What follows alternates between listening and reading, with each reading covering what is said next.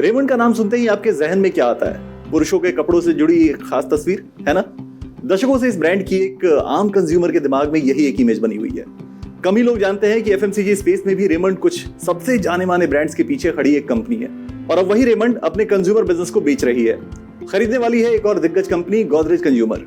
2825 करोड़ रुपए की ये डील 10 मई तक पूरा होने की उम्मीद जताई जा रही है। हालांकि गोदरेज कंज्यूमर ने अभी तक ये नहीं बताया है कि वो इस अधिग्रहण के लिए पैसा कहां से लाएंगे। कंपनी की बुक्स में मोटे तौर पर 2000 करोड़ रुपए का कैश है। गोदरेज कंज्यूमर प्रोडक्ट्स के सीईओ सुधीर सीतापति ने कहा है कि अगले कुछ दिनों में इसका रास्ता निकाल लिया जाएगा। इस डील के मायने को समझे उससे पहले जरा देख लेते हैं कि रेमंड के कंज्यूमर पोर्टफोलियो में कौन कौन से ब्रांड्स हैं। रेमंड लिमिटेड की सहयोगी कंपनी है रेमंड कंज्यूमर केयर। साल 1964 में एफएमसीजी में उतरने वाली रेमंड के पास कुछ जाने माने ब्रांड्स मौजूद हैं। इनमें शामिल हैं Park Avenue male grooming, premium perfumes और कामासूत्रा ब्रांड्स के प्रोडक्ट्स।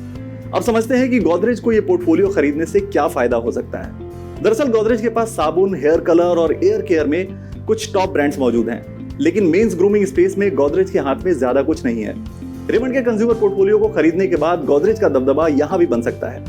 6000 करोड़ रुपए के इंडियन डिओड्रेंट मार्केट में मेल कैटेगरी का कब्जा 2/3 बाजार पर है। ये एक तेजी से बढ़ता हुआ मार्केट भी है। ऐसे में गोदरेज के लिए काफी बड़े मौके बन सकते हैं। हालांकि यहां उसका मुकाबला हिंदुस्तान यूनिलीवर और आईटीसी जैसे जमे हुए खिलाड़ियों के साथ होगा। देखा जाए तो गोदरेज के पास एक और बड़ा एडवांटेज है डिस्ट्रीब्यूशन स्केल का। रेमंड के मुकाबले उसकी पहुंच कहीं ज्यादा है। गोदरेज 13 लाख आउटलेट की डायरेक्ट रीच समेत कुल 60 लाख आउटलेट तक पहुंचता है। अब सवाल आता है रेमंड कंज्यूमर का, क्या उसके बाद रेमंड की कंज्यूमर स्पेस से पूरी तरह विदाई हो जाएगी? एक तरह से देखें तो हाँ, सभी ब्रांड्स गोदरेज कंज्यूमर के पास चले जाएंगे, लेकिन महाराष्ट्र के औरंगाबाद में कॉन्डोम मैन्युफैक्चरिंग यूनिट रेमंड के पास ही रहेगी।